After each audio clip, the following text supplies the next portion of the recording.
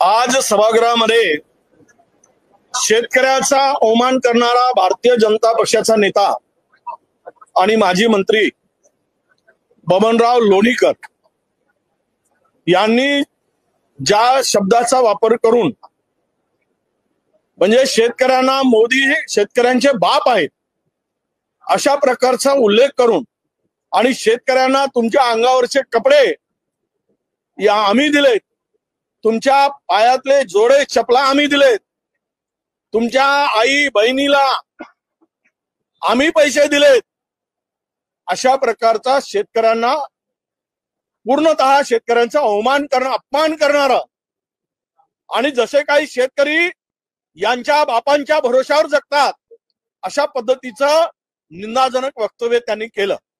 आणि तोच विषय मांडून आम्ही या सभागृहामध्ये सरकारने माफी मागितली पाहिजे, कारण सत्ताधारी पक्षाचा आमदार आणि माजी मंत्री ते आहेत। त्यामुळं आम्ही ही मागणी केल्यानंतर आम्हाला तिकडे बोलू दिलं नाही। सरकारच्या एकूण या भूमिकेची सरकारची भूमिका या शेतकऱ्या संदर्भात काय आहे हे स्पष्ट करण्याची आमची मागणी होती।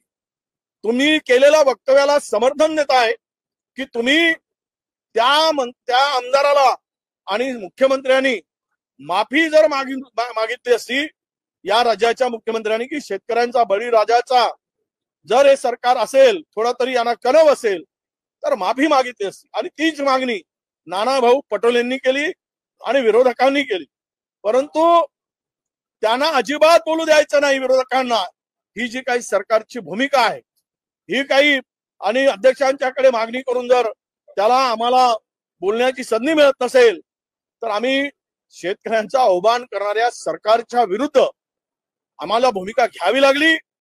आणि शेतकऱ्यांसाठी आम्ही काय सस्पेंड केलं, काय जहालात टाकलं, काय कुठली सजा दिली तरी शेतकऱ्यांसाठी आम्ही आम्ही लढणार आहोत। शेतकऱ्यांच्या पाठीमागं सत्ताधारी जरी नालायकपणा करत असतील तरी विरोधक म्हणून त्यांच्या पाठीमागं खंबीरपणे उभं राहण्याचा निर्धार, त्यांचा अवमान महाराष्ट्र कधी सहन करणार नाही।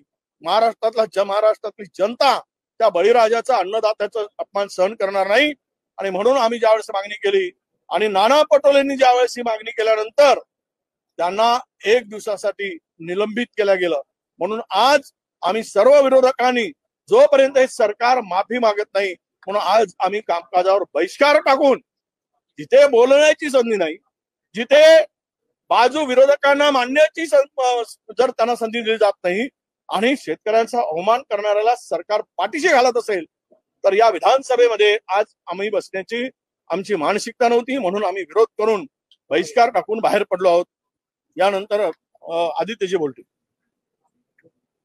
आज आपण सगळ्यांनी पाहिलंच असेल, ही चित्र सगळीकडे संपूर्ण महाराष्ट्रात जात आहेत की एका बाजूला बबनराव लोणीकरजींनी जे काही शब्द वापरलेले आहेत शेतकऱ्यांसाठी, बळीराजासाठी, भयानक शब्दात, म्हणजे आपण ते शब्द पुन्हा उच्चारू पण नाही शकत, तसे विचार देखील आपण कधी आणू नाही शकत मनात, असे त्यांनी शब्द वापरले।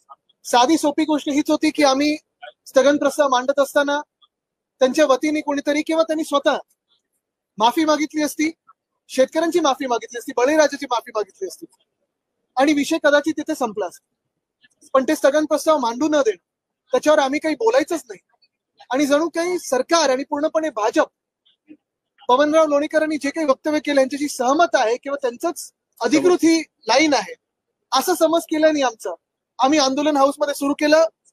आणि त्यानंतर आपण पाहतोय नाना पटोलेजी यांना आज 1 दिवसासाठी सस्पेंड केलेलं, निलंबित केलेलं। सगळ्यात धक्कादायक गोष्ट ही आहे की महाराष्ट्राच्या विधान भवनात निलंबन होणं, कदाचित आधी वेगळं कोणी वागलं असेल त्याच्यामुळे निलंबित झाले असतील, पण पहिल्यांदा कदाचित असं होत आहे की शेतकऱ्यांचा आवाज उठवण्यासाठी, शेतकऱ्यांचा जो अपमान झाला त्याच्या विरोधात आवाज उठवण्यासाठी कोणीतरी निलंबित झालेला आहे। मला वाटतं हा एक भयानक पायंडा आपण पाडलेला आहे।